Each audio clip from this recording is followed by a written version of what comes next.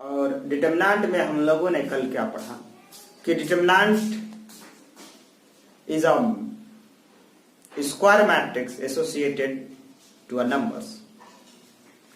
और डिटरमिनेंट और मैट्रिक्स में क्या अंतर है कि डिटरमिनेंट का एब्सोल्यूट वैल्यू होता है और मैट्रिक्स का कोई एब्सोल्यूट वैल्यू नहीं होता है।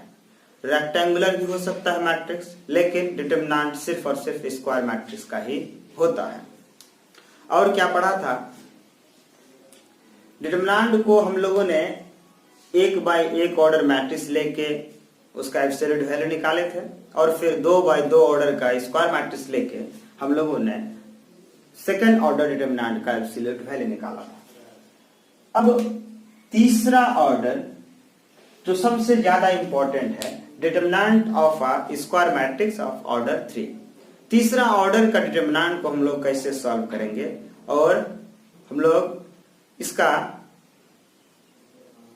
तरीका जानेंगे कि इसको कितने तरीके से हम लोग सॉल्व कर सकते हैं। लेकिन उससे पहले 2 चीज आगे जरूर पढ़ाऊंगा, लेकिन आपको थोड़ा समझना है कि कोफैक्टर और माइनर क्या है, क्योंकि इसको थोड़ा समझने के लिए आपको ये दोनों चीज समझना होगा। हालांकि आगे हम लोग पढ़ेंगे, कोफैक्टर भी पढ़ेंगे, माइनर भी पढ़ेंगे, लेकिन अब थोड़ा सा समझना है माइनर किसे कहते हैं और कोफैक्टर किसे कहते हैं। अगर आपके पास कोई डिटरमिनेंट है, ऑर्डर कुछ भी हो, मान लेते हैं 2 बाय 2 ऑर्डर का डिटरमिनेंट है, ठीक है, तब माइनर किसे कहते हैं? माइनर ऑफ 2 का माइनर ऑफ 2 क्या होगा? तो माइनर ऑफ 2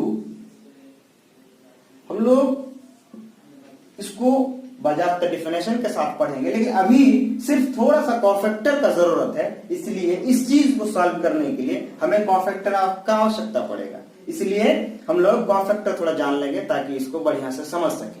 हालांकि आप समझ जरूर लेंगे, अगर नहीं भी बताऊंगे फिर भी आप समझ जाएंगे, लेकिन इसलिए मैं बता रहा हूं कि आपको एहसास हो कि हाँ ये होता कैसे है। तो माइनर ऑफ 2 का मतलब है कि ये जो है ना, इसके सामने वाला रो और इसके सामने वाला कॉलम को डिलीट कर देंगे, छोड़ देंगे, जो बचता है रेस्ट उसको ले लेंगे, माइनर होता है। ठीक है, आसान है। अब अगर आपको 3 का माइनर निकालना पड़े तो क्या करेंगे? फिर 3 के सामने वाला रो और 3 के सामने वाला कॉलम को डिलीट कर देंगे, यानी हटा देंगे, जो बचता है, बचा कौन? तो 4। तो माइनर ऑफ 3 इक्वल्स टू हो जाएगा 4। अच्छा, और एक चीज आपको समझना है, माइनर को हम लोग m से डिनोट करते हैं, कैपिटल M से, और कोफैक्टर को कैपिटल A से डिनोट करते हैं। अगर हम लोग ऐसा लिखे होते कि M11 का मतलब भी माइनर ऑफ 2, यानी 1 और 1 का मतलब पहले घर का बात कर रहे हैं। M12 अगर लिखते,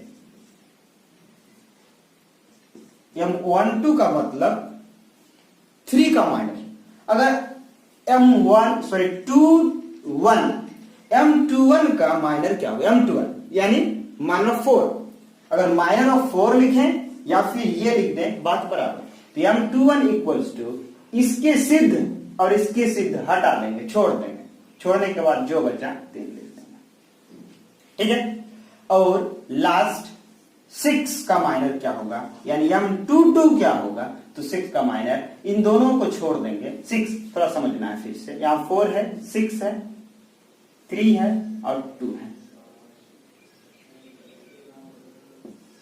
अब बोलिए 6 का माइनर, तो 6 के सिद्ध में जो है, इसके सिद्ध में ये है, इस लाइन को छोड़ देंगे, इसके सिद्ध में है, इस लाइन को छोड़ देंगे, बचा रेस्ट 2। तो 6 का माइनर हो जाएगा, ठीक है। अब कोफैक्टर निकालेंगे।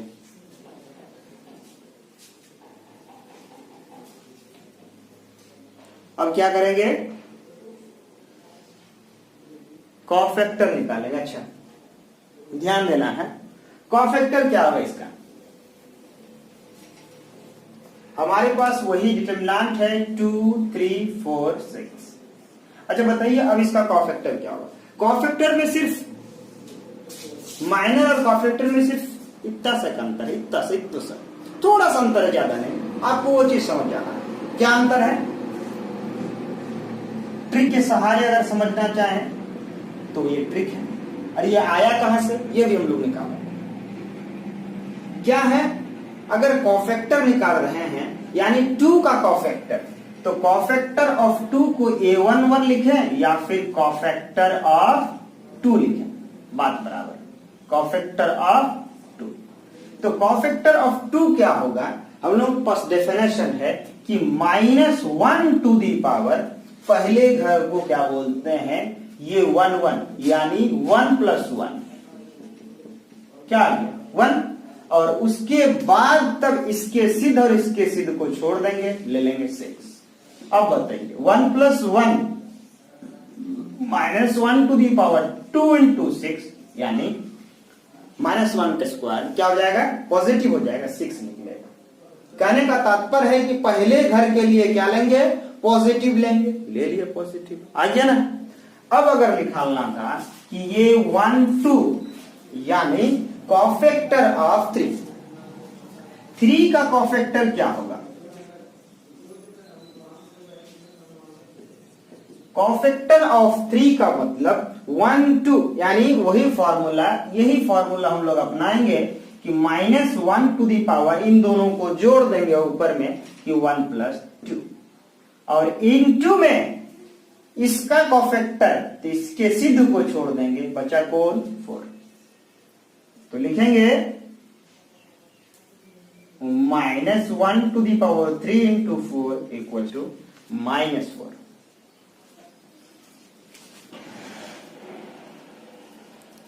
ठीक है, थोड़ा सा नहीं आ रहा है।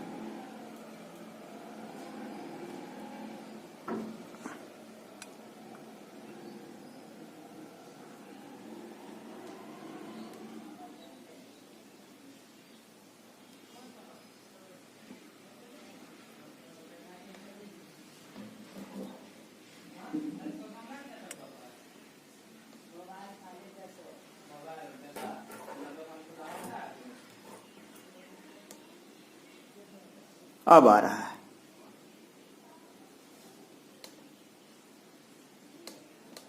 अब आ रहा है, चलिए। तो ये क्या निकला? -4। अब इसी के सहारे हम लोग यहां निकाल लेंगे। ये इसको अब लिखना नहीं है, इसको लिखने की आवश्यकता नहीं है, डायरेक्ट हम लोग क्या निकालेंगे? कॉफैक्टर निकालेंगे, यानी 2 3 4 6 है। अब 4 का कॉफैक्टर ऑफ 4 = इस लाइन को छोड़ देंगे, 3 लिखेंगे। अब इसकी जगह पर क्या है? निगेटिव है, तो निगेटिव डाल, बस यही हम लोगों को करना है। अब बोलिए कॉफैक्टर ऑफ, क्या लिखेंगे? 6 का कॉफैक्टर, ये दोनों छोड़ देंगे, इस लाइन को छोड़ेंगे, इस लाइन को छोड़ेंगे, बचा कौन? 2, और यहां पर क्या है? तो प्लस है, तो प्लस देंगे। ठीक है, ये हम लोग का ठीक था। अब 3/3 ऑर्डर का कॉफैक्टर भी निकालना है।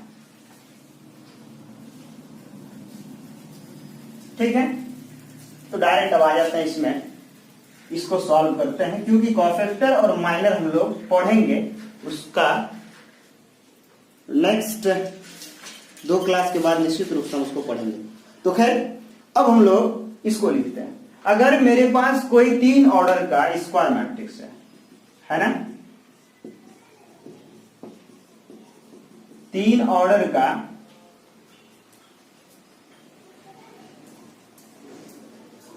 स्क्वायर मैट्रिक्स, अगर 3 ऑर्डर का मेरे पास स्क्वायर मैट्रिक्स है, तो 3 ऑर्डर का स्क्वायर मैट्रिक्स को लिखते कैसे हैं? A11 A12 A13, A21 A22 A23, A31 A33, sorry 32 और A33। ये 3/3 ऑर्डर का स्क्वायर मैट्रिक्स हमने लिखा। ठीक है, आ रहा है पूरा, दिक्कत नहीं है। ये 3/3 ऑर्डर का स्क्वायर मैट्रिक्स है, ठीक है। तो इसका डिटरमिनेंट क्या होगा? Then determinant of A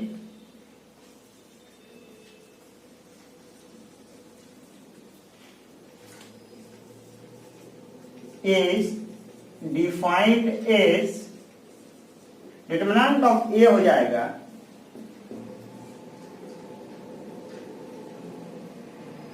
determinant हो जाएगा A11 A12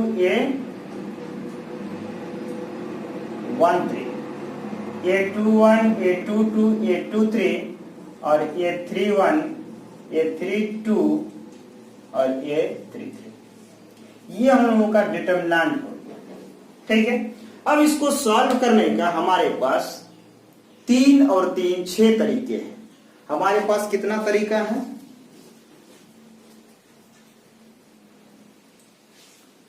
6। हमारे पास 6 तरीके हैं। कुछ डिस्टर्ब हो रहा है आज, दिन में थोड़ा सा परेशानी होती है, लेकिन हमारे पास इस डिटरमिनेंट को सॉल्व करने का there are 6 ways to solve this determinant. क्या क्या तरीका हो सकता है? 6 तरीका। पहला ये कि हम लोग R1 के अलोंग इसको सॉल्व कर सकते हैं। ये यहां थोड़ा ध्यान देना है, मैट्रिक्स में हम लोग पढ़े थे रो और कॉलम, तो वही चीज यहां भी है। क्या है? ये R1 है, ये R2, ये R3, यहां C1 C2 C3, यानी कॉलम 1 रो 1 रो 2 रो 3, कॉलम 1 कॉलम 2 कॉलम 3। हम लोग अगर इस रो के अलोंग इसको एक्सपेंड करते हैं तो पहला ही नियम हो जाता है, फिर सेकेंड रो के अलोंग एक्सपेंड करते हैं तो दूसरा नियम हो गया, फिर थर्ड रो के अलोंग एक्सपेंड करते हैं इसको, तीसरा नियम हो गया, फिर फर्स्ट कॉलम के अलोंग भी इसको सॉल्व कर सकते हैं, सेकेंड कॉलम के अलोंग, और फिर थर्ड कॉलम के अलोंग भी इसको हम लोग सॉल्व कर सकते हैं। So there are 6 ways to solve this determinant. हम लोगों का 6 तरीका है इसको सॉल्व करने का। तो हम लोग पहला तरीका हम लोग अपनाते हैं और इसको सॉल्व करते हैं R1 के अलोंग। ठीक है, तो R1 के अलोंग सॉल्व करेंगे, expanding along R1 we get, हम लोग R1 के along सॉल्व करेंगे। R1 के along सॉल्व करने के लिए उससे पहले आपने देखा कि कोफैक्टर कैसे निकाले, तो कोफैक्टर मान लेते हैं कि let of Aij in determinant of A, determinant of A का कोफैक्टर है। तब हम लोग वर्किंग रूल देखते हैं, स्टेप बाय स्टेप इसको हम लोग सॉल्व करेंगे। पहला स्टेप में हम लोग मल्टीप्लाई करेंगे, मल्टीप्लाई A11 बाय A11, यानी ये 11 को मल्टीप्लाई करेंगे ये 11 के साथ। ये 11 एक एलिमेंट है और ये 11 क्या है? कोफैक्टर है ये 11 का। बस यही हम लोगों का अंतर है, इसको समझना है। तो ध्यान देना है, स्टेप 1 में हम लोग मल्टीप्लाई कर रहे हैं, यानी पहला चीज क्या होगा? दैट इज करके भी निकाल सकते हैं। A11 इंटू A11 कैसे निकालते हैं? तो हमने कहा कि जिस एलिमेंट का निकालेंगे, ये 11 का मतलब कोफैक्टर ऑफ ये 11, पहला एलिमेंट का कोफैक्टर, यानी कि इस रो को और इस कॉलम को डिलीट कर देंगे, इससे हटा देंगे और लिखेंगे जो रेस्ट बचेगा उसको लिखेंगे। 2x2 ऑर्डर का था तो सिर्फ एक ही एलिमेंट बचता था, उसको लिख लेते थे। यहां पर क्या है? टोटल। हाँ, और एक चीज प्लस माइनस का चिन्ह भी डिसाइड करता है, तो प्लस माइनस के लिए हम लोग -1 टू द पावर 1 + 1 करते हैं और इनटू में डिटरमिनेंट लिखते हैं, जो रेस्ट बचा है A22 A23 A32 और A33। ये पहला स्टेप में पहला एलिमेंट आ रहा है। अब दूसरा स्टेप में, स्टेप 2 में लिखेंगे, फिर से मल्टीप्लाई करेंगे इस एलिमेंट को। हम लोग R1 के अलोंग एक्सपेंड कर रहे हैं, यानी इस R1 के अलोंग, तो क्या लिखेंगे, एक्सपेंडिंग, सॉरी वो तो लिखे मल्टीप्लाई A12 बाय A12, यानी A12 एक एलिमेंट है और ये A12 इस एलिमेंट का कोफैक्टर है, ठीक है। तब हम लोगों के पास होगा A12 और -1 टू दी पावर 1 प्लस 2, यही दोनों इसको लिख लेते हैं ऊपर।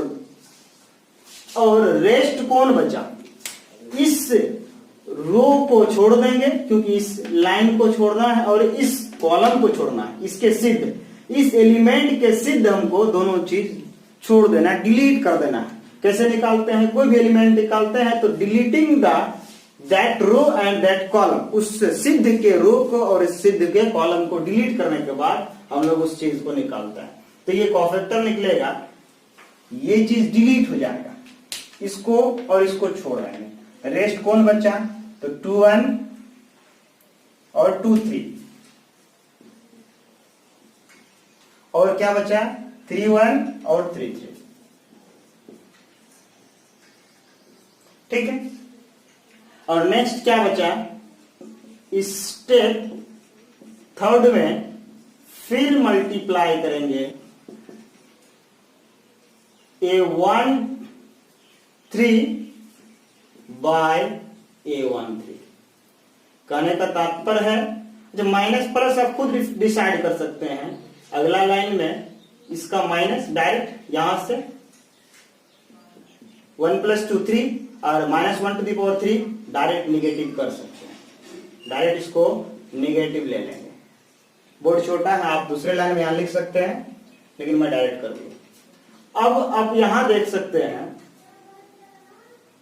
तीसरा, ये 1 3 और मल्टीप्लाई करेंगे किससे, ये 1 3 का, तो ये 1 3 यहां जोड़ेंगे, इन दोनों को जोड़ने के बाद प्लस होता है, इन दोनों को जोड़ने के बाद पॉजिटिव आता है, इसलिए ये पॉजिटिव होगा, निगेटिव नहीं होगा, ठीक है।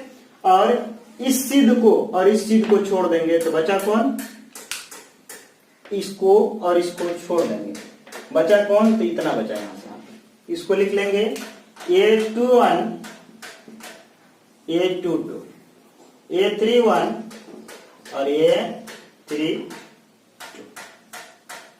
अब हम लोगों के पास 3 स्टेप में इतना आ गया, ठीक है। थोड़ा सा और ध्यान दें, अब ऐड करेंगे, adding step 1 step 2 and step 3 we get. तीनों स्टेप को जोड़ने के बाद हमें मिलता है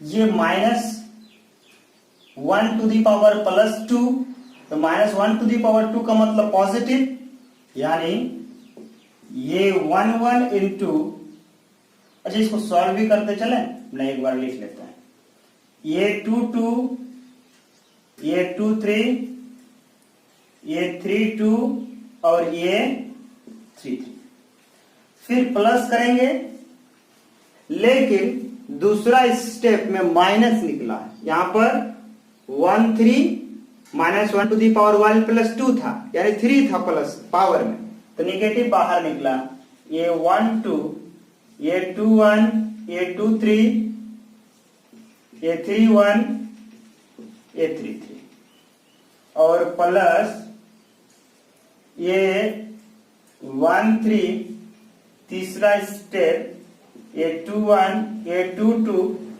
ये 3 1 और ये 3 2 जोड़ते हैं। तीनों स्टेप को जोड़ने के बाद, और एक चीज इससे पहले आपने पढ़ा 2x2 ऑर्डर का डिटरमिनेंट को सॉल्व करने का तरीका। तो हम लोग सॉल्व करते हैं A22 और A33 और माइनस में A32 और A23। दूसरा एलिमेंट निकलेगा A12, A21 और A33 माइनस में A31 और A23। ठीक है, ये तरीका है निकालने का। फिर last one is A13,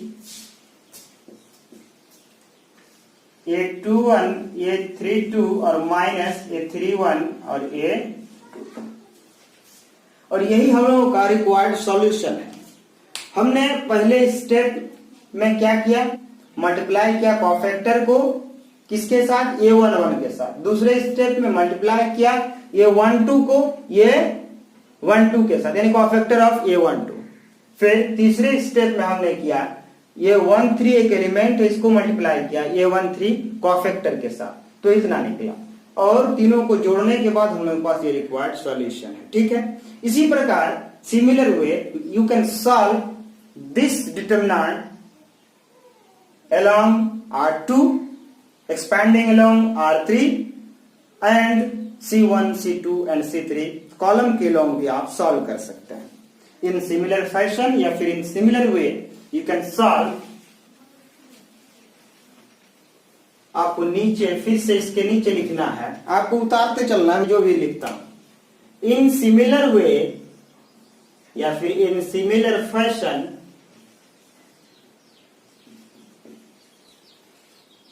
you can solve या फिर you can expand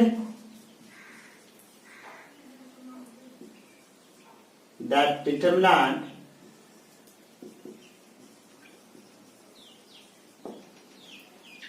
expanding along R2, R3, C1, C2 and C3, और 6 के 6 तरीके में हमें सेम वैल्यू मिलेगा। एंड नोट करके लिख लेंगे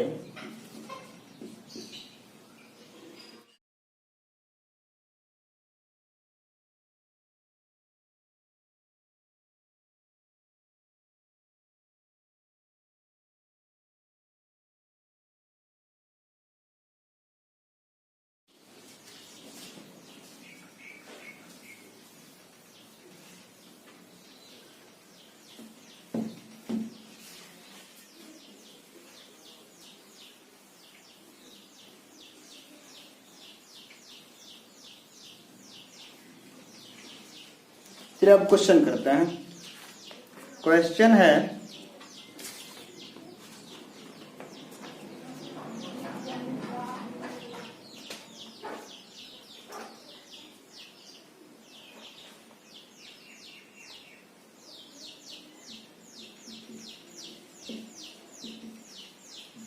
evaluate the determinant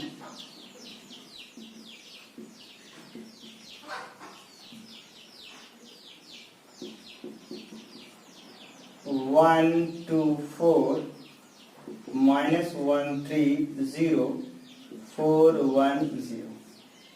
ठीक है,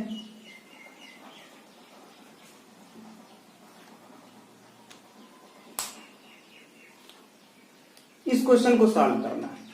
ठीक है, हम लोग किसी भी तरीके से सॉल्व कर सकते हैं, लेकिन हम लोग उस रो से सॉल्व करेंगे, उस कॉलम से सॉल्व करेंगे जिसमें नंबर ऑफ जीरोस ज्यादा होगा। अब हम लोग R1 से भी इसको सॉल्व कर सकते हैं, R2 से सॉल्व कर सकते हैं, R3 से भी सॉल्व कर सकते हैं। सॉल्व करने का तरीका, कॉफैक्टर अगर नहीं भी जानते हैं तो एक ट्रिक याद रखना है। अगर 2 ऑर्डर का है तो पहले स्थान में प्लस माइनस फिर माइनस प्लस, ऐसा होता है। कॉलम क्या अलोंग करेंगे तो प्लस माइनस माइनस प्लस। अगर 3x3 ऑर्डर का होगा तो आपको ये जानना जरूरी है छोटा सा ट्रिक है। अगर आप कॉफैक्टर और माइनर जानते हैं और कॉफैक्टर को यूज करते हुए निकालते हैं तो बहुत अच्छा, उसमें समय लगेगा। लेकिन अगर ये रूल जान गए कि पहले अगर R1 के लॉन्ग सॉल्व करते हैं तो फिर प्लस माइनस फिर प्लस, और R2 के लॉन्ग सॉल्व करते हैं तो माइनस प्लस माइनस, फिर R3 के लॉन्ग सॉल्व करते हैं, और अगर नहीं C1 के लॉन्ग सॉल्व करना है तो ऐसा, C2 के लॉन्ग सॉल्व करना है, या फिर कॉलम 3 के अनुसार लॉन्ग सॉल्व करना है तो प्लस माइनस फिर प्लस माइनस। ठीक है, अब सॉल्व करके देखते हैं। सबसे पहला चीज इसको एक्सपेंड करते हैं, एक्सपेंडिंग अलोंग R1। हम लोग R1 के अलोंग ही सॉल्व कर लेते हैं। ठीक है, तो ध्यान देना, एक्सपेंडिंग अलोंग R1 के अलोंग जब सॉल्व करते हैं तो सबसे पहला एलिमेंट को ऐसे रखते हैं, और रखने के बाद सबसे पहले घर में प्लस या माइनस, क्योंकि हम लोग R1 के अलोंग में सॉल्व कर रहे हैं तो हम लोगों का यहां पर क्या आ जाएगा, प्लस फिर माइनस फिर प्लस। इस चीज को ध्यान में रखना है। तो सबसे पहला स्थान में क्या जाएगा, प्लस, वो चीज हम लोग लिखते नहीं है।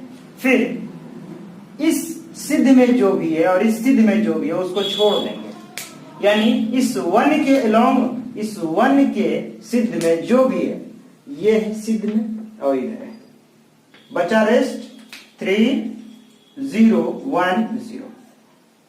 ठीक है, और फिर 2 लिखेंगे, लेकिन 2 से पहले प्लस या माइनस, माइनस फॉर्मूले से लिखेंगे।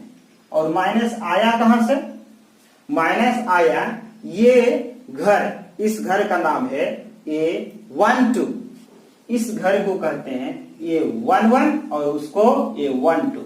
और ये जो ओड नंबर है दोनों का जोड़, sum of 2 number, sum of column और रो दोनों का जोड़ क्या है, 3 आता है, और -1 to the power 3 negative value देता है, इसलिए हम लोगों ने यहां माइनस लिया। और फिर इसके सिद्ध में जो भी है, इस 2 के सिद्ध में इधर एक, इधर, इसको छोड़ देंगे, -1 4 0 0 लिखेंगे, -1 4 और फिर 0 0। लास्ट वन प्लस है, इसी फॉर्मूले के अनुसार इसके सिद्ध और इसके सिद्ध को छोड़ के -1 3 4 1 आता है। अब इसको सॉल्व कर लेंगे, हम लोगों के पास आंसर है।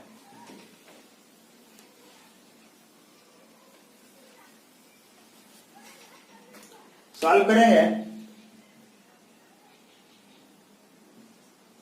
1 इंटू इस सिद्ध में गुना करता है, 0 इंटू 3 0, और 1 -1 इंटू 0 0, फिर -2 है,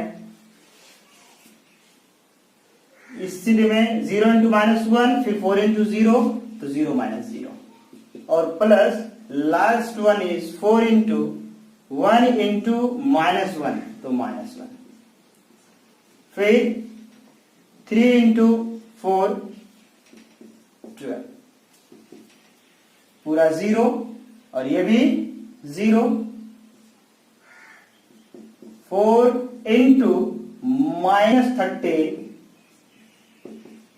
तो हम लोगों का आंसर आ जाएगा 0 0 है, और इसको गुना कर देंगे -52। अगर हम लोग R2 के अलोंग भी सॉल्व करेंगे फिर भी आंसर 52 आएगा, आप करके देख लेना। R3 के अलोंग करेंगे फिर भी 52, C1 के अलोंग करेंगे, C2 के अलोंग करेंगे, या फिर C3 के अलोंग करेंगे फिर भी 52 ही आएगा। तो हमने कहा अभी कि जिस कॉलम में या जिस रो में सबसे ज्यादा 0 होगा उसके अलोंग हम लोग उस रो के अलोंग या फिर उस कॉलम के अलोंग सॉल्व करते हैं। तो यहां पर हमने देखा कि R1 ठीक है, R2 में 1 0 है, R3 में 1 0 है, C1 में कोई 0 नहीं, C2 में कोई 0 नहीं, C3 में 2 0 है। जब 2 0 है तो इसको इसके अलोंग सॉल्व करने में हमें आसानी होगी और जल्दी सॉल्व होगा। तो हम लोग दूसरा नियम में M1 मान लेते हैं और M2 मेथड 2 हम लोग एक्सपेंड करेंगे किसके अलाउंग, C3 के अलाउंग, एक्सपेंडिंग अलोंग C3 के अलोंग एक्सपेंड करने से क्या होगा, इस चीज को फिर से ध्यान में रखना है, प्लस माइनस को, इसको नहीं भूलना है, plus minus plus minus plus minus, alternate में plus minus plus minus plus minus plus minus चलते रहना है। और इसके अलोंग सॉल्व करेंगे तो इसको ध्यान में रखना, सबसे पहले होगा प्लस, फिर आएगा माइनस और फिर आएगा प्लस, ये चीज ध्यान रखना है। अब बताइए 4 को रखना है तो 4 से पहले प्लस है और 4 को रखने के बाद 4 के अलोंग सबको क्या करना है, हटा देना। हम लोग इसके अलोंग अब सिद्ध कर रहे हैं, C3 के अलोंग है ना, C3 के अलोंग सॉल्व कर रहे हैं। तो पहला एलिमेंट 4 है तो 4 का इस सिद्ध को हटाने के बाद -1 3 4 1, -1 3 4 1 और माइनस है, फॉर्मूले के अनुसार माइनस लिखा और 0 को उतारना है। अच्छा अब बताइए 0 कोई भी एलिमेंट के साथ गुना होगा तो क्या आंसर देगा, 0, इसलिए हम लोग इसको लिखेंगे ही नहीं। अच्छा फिर लास्ट एलिमेंट प्लस है और फिर 0 है तो 0 के साथ किसी भी चीज को गुना करेंगे फिर 0 होगा तो इसको लिखेंगे ही नहीं, इस तरह से हम लोग दर्शा देंगे कि 0 और प्लस 0। ठीक है, अब इसको सॉल्व कर लेते हैं। 4 इंटू -1 और -12, 4 गुना -13 और -52, ये हम लोगों का आंसर है। ठीक है, तो हम लोगों का सेम रिजल्ट आया, ठीक ना। अब हम लोग एक नोट लिख लेंगे उसी नोट को कि हम लोग उस रो और उस कॉलम के लॉन्ग सॉल्व करेंगे जिस रो में नंबर ऑफ जीरोस ज्यादा होगा। ठीक है, इसको ध्यान में रखना है। और कुछ, ठीक, चलिए लिखिए।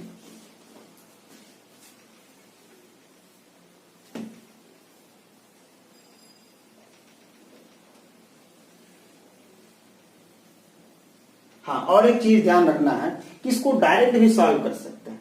इसको क्या करना है, डायरेक्ट यहां ना लिख के डायरेक्ट वहीं से हम लोग इसको सॉल्व भी कर सकते हैं। इस लाइन को छोड़ के डायरेक्ट इस लाइन में भी आ सकते हैं। ठीक है, तो नोट लिखिएगा। फॉर इजियर कैलकुलेशन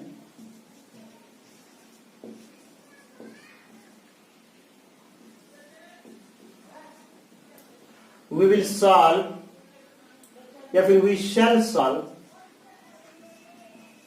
या we shall expand the determinant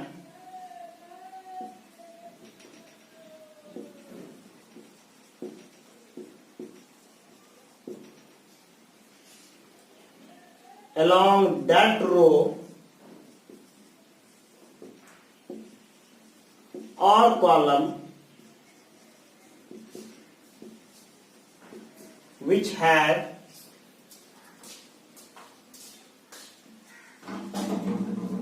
maximum number of zeros। जिस रो और जिस कॉलम में ज्यादा से ज्यादा जीरो होगा उसके अलोंग हम लोग सॉल्व करेंगे। ठीक है, एक एग्जांपल ले रहा हूं, सॉल्व आपको करना है, मैं सिर्फ दिखाने के लिए लिख रहा हूं।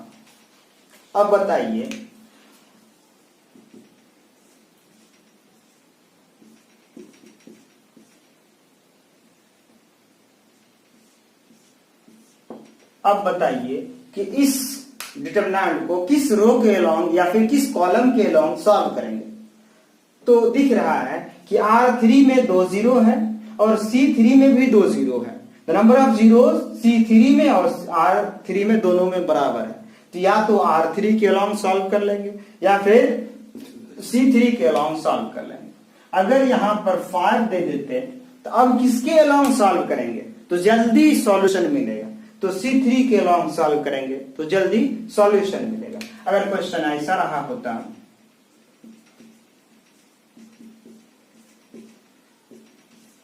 अब किसके अलॉन्ग सॉल्व करेंगे, तो ऑब्वियसली R3 के अलॉन्ग सॉल्व करेंगे। R3 में मैक्सिमम जीरोस है। तो एक दो क्वेश्चन करते हैं। चलिए इन दोनों में एक क्वेश्चन को मैं कर लेता हूं, उसके बाद हम लोग नेक्स्ट क्लास सबसे इंपॉर्टेंट डिटरमिनेंट का, प्रॉपर्टीज ऑफ डिटरमिनेंट, सबसे इंपॉर्टेंट चैप्टर स्टार्ट होगा, उसको करेंगे। आज नहीं, आज कुछ और क्वेश्चंस लेंगे, ठीक है। तो क्वेश्चंस है, अच्छा उसी क्वेश्चन को सॉल्व करते हैं। अब ध्यान देना है, इसको सॉल्व करना। तो लेट डेल इक्वल्स टू दिया हुआ है 1 2 3 4 5 6 0 0 1, इसको सॉल्व करना है। अब किसके अलॉन्ग सॉल्व करेंगे, तो R3 के अलॉन्ग सॉल्व करेंगे। क्यों? क्योंकि R3 में सबसे ज्यादा जीरो है। इसे R1 कहते हैं, फिर से दोहरा देता हूं, और ये R3 है। R1 में 1 2 3 है, एक भी जीरो नहीं है, और R3 में 2 जीरो है, R2 में भी नहीं है। हाँ, C1 कॉलम की बात करें तो यहाँ एक जीरो है, इस कॉलम में एक जीरो है, इस कॉलम में कोई जीरो नहीं है, लेकिन R3 में 2 जीरो है। हमने कहा कि for easier calculation we shall expand the determinant along that row और कॉलम, उस रो और उस कॉलम के अलॉन्ग सॉल्व करेंगे which have maximum number of zeros, जिस कॉलम में या जिस रो में ज्यादा से ज्यादा जीरो का संख्या होगा। तो यहाँ पर R3 में ज्यादा से ज्यादा जीरो है, यानी 2 जीरो है, ज्यादा या 3 जीरो है, तो इसका आंसर 0 हो जाता है। वो चीज हम लोग प्रॉपर्टी में पढ़ेंगे। इसको सॉल्व करते हैं। सबसे पहले वो ट्रिक याद रखते हैं, plus minus plus minus plus minus, और एक चीज उसके अनुसार भी हम लोग सॉल्व कर सकते हैं। हमने कॉफैक्टर निकाल के पहला क्वेश्चन किया था, उसके अनुसार भी कर सकते हैं। तो कॉफैक्टर निकालने से बेहतर ये होता है कि इसको जल्दी हम लोग सॉल्व कर सकते हैं, इसलिए हमसे। तो क्या है, सबसे पहला चीज जीरो है, तो जीरो R3 के अलॉन्ग सॉल्व कर रहे हैं। फिर यहां पर माइनस है तो माइनस लिखा, फिर जीरो तो जीरो, फिर प्लस लिखेंगे, और लिखने के बाद अब आता है 1, ठीक है। इस 1 को, इस सिद्ध को छोड़ देना है, और छोड़ने के बाद इसको उतारना नहीं है बार बार। अब हम लोगों को डायरेक्ट करना है। 5 गुने 1 5, और माइनस 4 गुने 2 -8। अब बताइए, +5 जोड़ घटा करके 1 इंटू कितना होता है, -3। हम लोगों का आंसर -3। अगर आप इसके अलॉन्ग भी सॉल्व करेंगे फिर भी आपका आंसर -3 आएगा, ठीक है। अब एक क्वेश्चन और करने के बाद आज का क्लास को समाप्त करूंगा। एक छोटा सा क्वेश्चन है मेरे पास।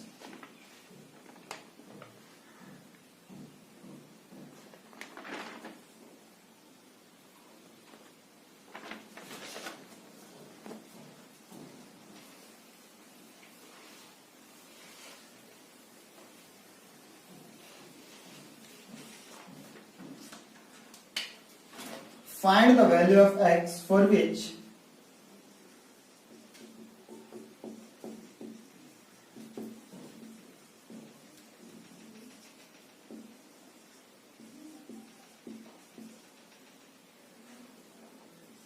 (3x x1 3241).